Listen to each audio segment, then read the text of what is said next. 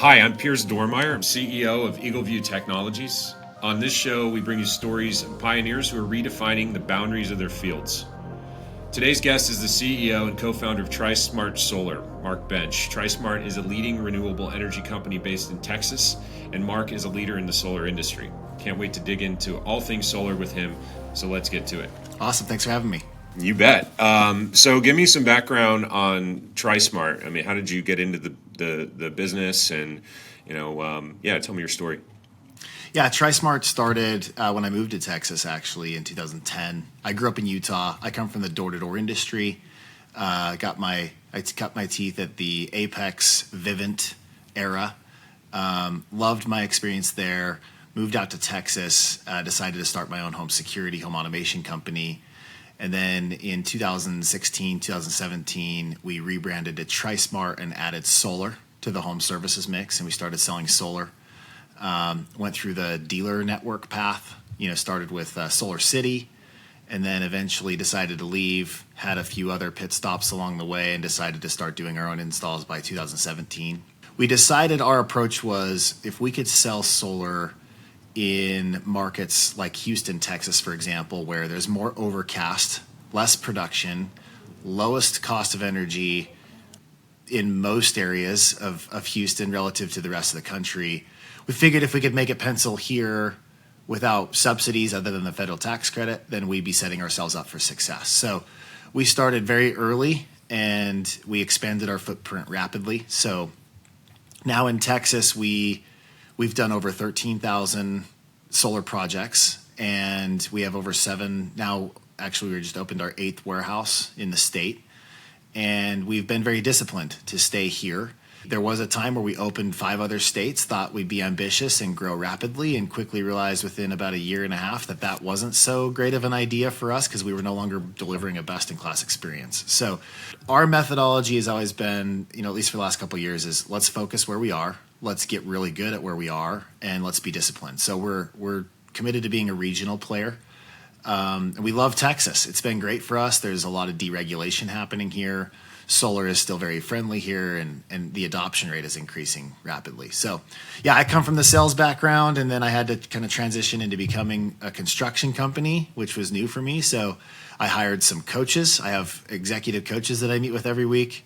And then I rely heavily on our executive team. We lead it more like a democracy. We align on things, and we move methodically with our other 25 managers and directors in the company, and we enroll everyone in the vision, and we take it one day at a time. Yeah, I love that philosophy of picking a market like Texas, especially when I think you entered it with that idea that if I can do it here, I can do it anywhere. And I think it's remarkable that you managed to keep the discipline to stay really focused, right? And like obviously some trials and tribulations. I'm sure there's a lot to that story. But outside of what you mentioned, what's unique about operating a solar company in Texas? Yeah, some of the unique things about operating here is the deregulated facet that we deal with. Our customers have, in most cases, hundreds of different options to choose from with their energy providers. So educating them on how solar impacts that decision is important. Texas is also very large. There's a lot of different municipalities and AHJs here. So, we've seen a lot of companies try and come here from out of state, and they'll start with maybe like a Dallas-Fort Worth warehouse or a Houston warehouse. And then they quickly realize it's much different because of the way the utilities are set up and the way the jurisdictions are set up. So we also deal with, some intermittent rain that can impact, the storms can impact solar projects. So you got to be prepared for that and how to deal with it. And then in certain parts of Texas, there's a lot of trees. So you got to make sure you got your shading analysis dialed in. And then there's also a lot of competition. There's not only competition from other solar companies that are trying to make it work here. There's also a lot of competition in the deregulated markets. These energy providers, they can get really aggressive with their pricing schemes, and they can sometimes confuse consumers. Overall, I think it's a great market. There's an abundance of people here that need and want solar, so we're here to stay. Yeah, and I think just the dynamics, the weather dynamics you mentioned. I mean, you kind of get it all in Houston. You got hail and windstorms, and then you've got hurricane season that you got to be thinking about. And I don't think glass plays well in either of those conditions. So Yeah, and then you go from like a Houston to an El Paso, where we do a decent amount as well. Now you're in the desert. You're dealing with tile roofs instead of composite shingle, and the dynamics there are much different. So that is kind of fun, right? To see we almost get the full scope of all the different types of projects just in one state, because the climate dramatically changes from the east to west of Texas. So yeah, no, totally. So yeah, you mentioned the growth, you mentioned the success, you mentioned that you have employed coaches throughout the business over time. But what would you say is one of the main components driving the success of the enterprise? Yeah, I think our culture, I know a lot of leaders talk about culture. I'm going to put a staple on that. We are really clear on our vision. People are our purpose. One of our core values is to develop people. And so one of the things I noticed earlier in my career was just how important it is to connect with humanity and human beings. And so there's always a lot of money to be made. And a lot of business owners start businesses because they want to make money and they want to make a difference. Most people genuinely care and they want to do good by humanity. When the shift occurred to focus on people and developing people, our culture came with it. So we have a very open culture. We're very collaborative. I'm naturally a collaborative leader. I like to share best practices. I like to be in communication with all the industry leaders that I can. And so we take that same approach here at TriSmart. Everyone has a voice. We meet quarterly as a leadership team, not just the executives, but we also get our directors and our managers in the same room, and we solve problems together. And we align on our what we call promises for the quarter. And we support each other throughout the quarter to ensure that we have all the conditions of satisfaction necessary to facilitate. So, yeah, core values here are developing people. We certainly want to remain connected. We're data driven, so we really like to analyze and measure as much data as we can and discuss that data together and make decisions together or brainstorm together. And then integrity is, of course, extremely important. Do what you say when you say you're going to do it. And then we're always striving to be best in class. So everything we do, we always look for ways to do it better for the consumer, to protect them and deliver that experience they're looking for. And then, of course, we treat all of our sales teams like customers and then our employees in the same fashion. So, yeah, with that culture, we also, the coaches I mentioned have been with me on my journey for almost 5 years now. And they've been very instrumental in getting me out of my own way. And they also each have one-on-one time with each of the executive team members once a week. And then we also do an executive coaching call. So, if you're out to have high performance, I'd say get a coach.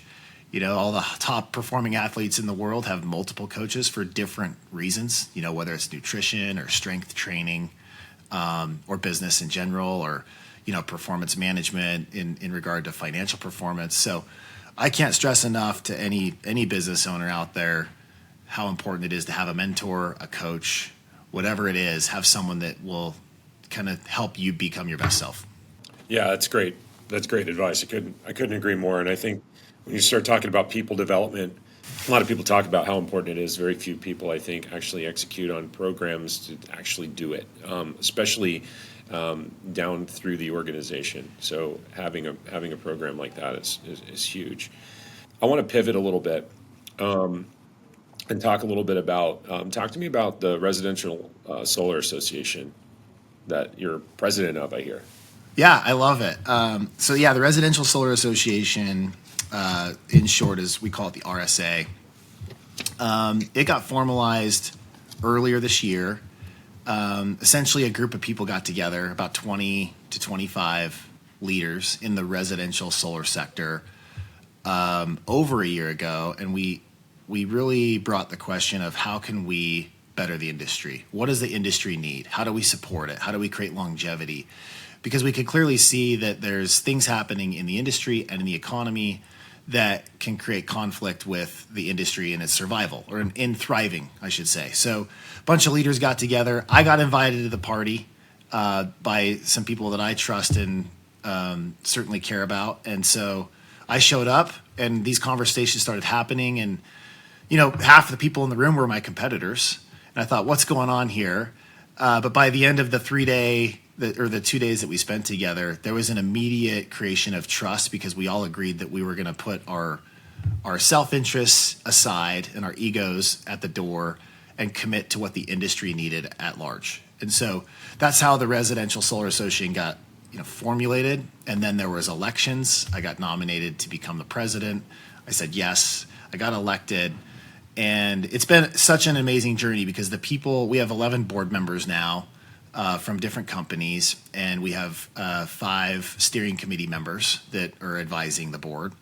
And we're also about to launch some advisors to the board. So it's been, the commitment and vision of the RSA is pretty simple. We want to unify the voice of the residential sector. There's a lot of trade associations out there that are doing a pretty good job, like SEIA. We all know that they've done amazing things for the industry.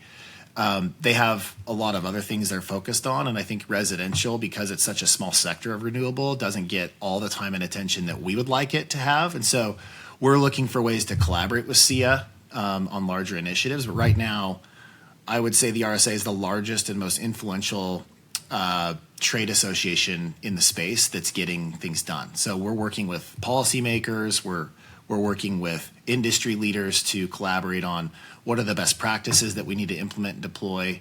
How can we protect consumers in a very fast and efficient way? How do we strengthen installers and their profitability so we can avoid more and more of them going out of business? And so we're looking at ways to strengthen one another and provide feedback. And then, of course, we're also just on a mission to continue to elevate and transform the industry at large to ensure that it's safe, it's protected, and really thriving. So we're looking for anyone and everyone who's interested in that kind of collaboration. We're very collaborative, and we're obviously looking for ways in which we can collaborate with attorneys generals and policymakers and all the people that are involved in the industry to ensure that we're all building things that work well for everyone, not just one side or the other, right? Yeah, I think you just rattled off a ton of things. Obviously, there's no shortage of challenges to kind of take on, especially with a group of collaborative leaders. But what would you say is the single major thing that the solar industry could improve broadly?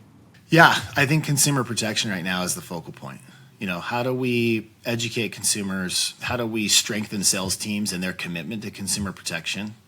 And I think even installers, as they continue to focus on consumer protection and trust that will strengthen their business, they'll see modifications in their profitability as well. So that's the number one thing. If we focus on protecting our consumers, and then second to that, I think, is strengthening business owners and their acumen. The industry is very young, and a lot of people. You've got a lot of solar companies that are generating millions of dollars in revenue, and many of them just lack the business acumen to ensure that they're cash flow positive. And the forward-looking things that are required to maintain that level of business. So I think providing education and support is like the second most important thing that we do, is just making sure that all the business owners have a place to call, for trusted advice and best practices to ensure that they're still in business 10 years from now. Yeah, I hear that same statement across various industries, and we do quite a bit in the solar space, but also in a lot of other trades like roofing and siding, and the same thing always comes up. It's companies catch the wave, and then it's like, wow, how do I I don't have the systems in place to handle this, and it's either a scale problem and you plateau out, or if you're subject to any of the environmental factors or the economic factors, a lot of times it's lights out, right? Yeah. So I think sustainability is key. Yeah, for sure. How do you keep up with? You mentioned again that solar's rapidly growing. It's also a young industry and lots of different trends and technology. How do you keep up with all of that? How do you keep up with the new tech, the new trends? That's a great question. many people know me to be a pretty transparent person that, like I mentioned before, that collaborates. And so, I don't have time to keep up. The answer is I don't necessarily keep up with everything.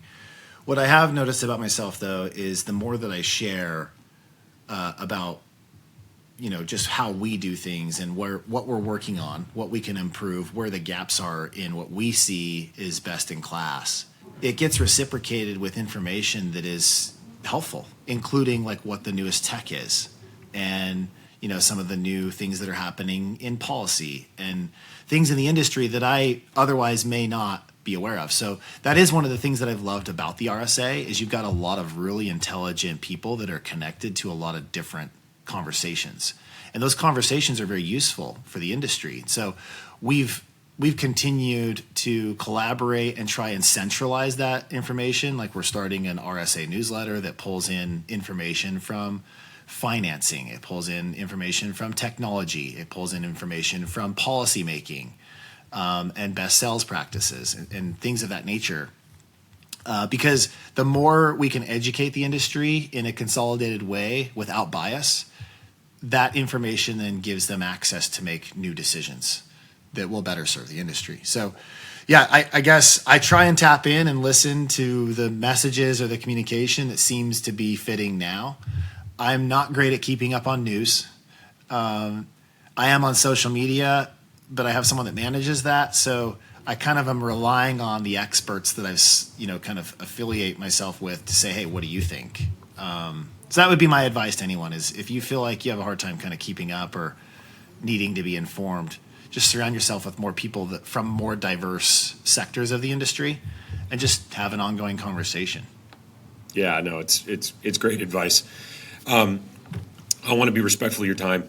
I booked us for the full hour, so you can take as much time as you want. Yeah. I'm good. No, I want to give you the last word. What would you like listeners of this podcast to know about your business or the RSA? Yeah, thank you. As far as TriSmart Solar is concerned, look, we're all in on Texas. If you need any support in Texas for any reason, let us know. We do cover the entire state. We have 8 warehouses. We're the pride we take. Our strategic advantage, or I guess disruptor, is that we have a solar in 60-day promise. So any consumer that decides to onboard with us and take us on as an installer, we're promising within 60 days they'll be connected to the grid, and that's a statewide median. We also have a 25-year production guarantee and a 25-year O&M service warranty. So we treat customers like they're our own for 25 years or longer. So yes, TriSmart loves what we do. If you need help servicing contracts or want to talk about that, please reach out to me. As far as the RSA goes, which is definitely a passion project for many people in this industry, I want to make it clear that this is a collaborative group effort. I just so happen to be in the current seat of president. There's plenty of other people that could run this thing. If you are a business that's committed to the industry's longevity and it thriving, and you're interested in collaborating with the industry's leaders on best ways to work with local policy makers in your area, deploy best practices for sales and installers, and you want to actually make a difference for the industry, please join us. There's so many things that we can, converse about and discuss. We also need capital to continue to fund our lobbying efforts and the things that we're giving back. It's a for nonprofit trade association. No one's getting paid. We're all doing this because we are committed to the industry. So, yeah, thank you. I really appreciate the time today. Oh no, I love it, and I love the mission RSA. I couldn't agree more. Getting people together that are thinking more than just the day-to-day operating their business and thinking about the industry and how to improve it at large is hard to think of a more worthwhile investment in time and resources. So. Super supportive of those efforts. That's all we have for today.